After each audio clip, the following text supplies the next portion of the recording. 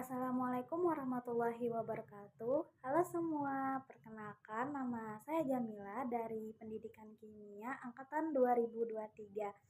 Saya di sini ingin mempresentasikan tentang bioplastik sebagai inovasi ramah lingkungan. Jadi mengapa saya membahas bioplastik ini? Karena plastik konvensional telah menjadi salah satu sumber utama pencemaran lingkungan karena sifatnya sulit terurai dalam jangka waktu yang lama. Kondisi ini menimbulkan kebutuhan mendesak akan adanya alternatif yang lebih ramah lingkungan. Bioplastik ini menjadi sebuah solusi inovatif yang berbasis bahan alami serta mampu terurai lebih cepat dibandingkan plastik konvensional. Apa itu bioplastik? Bioplastik adalah plastik yang dapat dihancurkan oleh aktivitas mikroorganisme pada produk akhir dan karbon dioksida setelah digunakan dan dilepaskan ke lingkungan. Bioplastik umumnya dibuat dari pati yang terkandung dalam tumbuhan. Pemilihan pati sebagai sumber utama dalam pembuatan bioplastik tentunya memberikan beberapa keuntungan seperti memiliki sifat biodegradasi yang baik, kemudahan dalam prosesnya serta sangat ekonomis dikarenakan ketersediaan sumber daya alam tersebut. Sumber daya alam tersebut melimpah di Indonesia seperti pati dari kentang, beras, singkong, jagung, gandum, sagu, dan kacang tanah. Kelebihan bioplastik ini saya meng-highlight 4 poin. Yang pertama, bahan bakunya berasal dari sumber daya terbarukan seperti pati jagung, singkong, atau tebu sehingga tidak tergantung pada sumber daya fosil. Yang kedua, bioplastik itu lebih cepat terurai di alam sehingga mampu mengurangi penumpukan sampah plastik. Yang ketiga, bioplastik lebih ramah lingkungan karena dapat membantu menjaga keseimbangan ekosistem dan mengurangi pencemaran.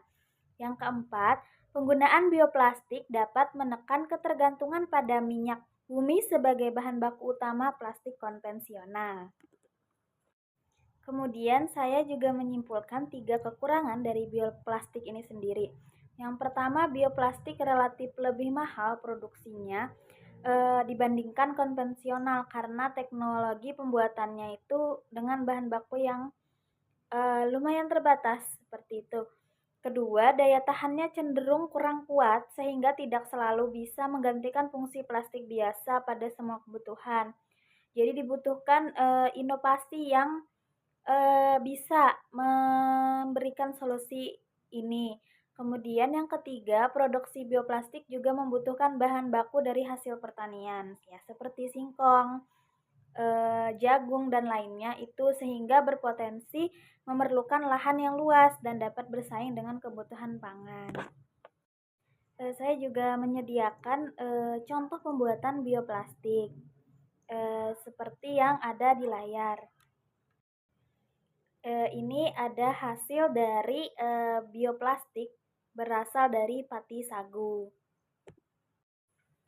Dari penjelasan yang tadi saya sampaikan, dapat saya tarik kesimpulan bahwa bioplastik merupakan inovasi penting sebagai alternatif plastik konvensional yang lebih ramah lingkungan.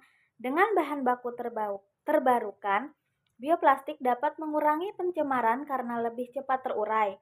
Namun, tantangan berupa biaya produksi yang tinggi, daya tahan yang masih terbatas, serta kebutuhan lahan pertanian yang besar perlu masih mendapatkan perhatian lebih. Dukungan riset, pengembangan teknologi, dan kesadaran masyarakat akan sangat menentukan keberhasilan penerapan bioplastik di masa depan. Ini ada beberapa sumber yang saya gunakan, ada 3. Baik, itu saja yang dapat saya sampaikan. Terima kasih sudah memberikan saya kesempatan untuk mempresentasikan paparan saya ini. Akhirul kata, wassalamualaikum warahmatullahi wabarakatuh.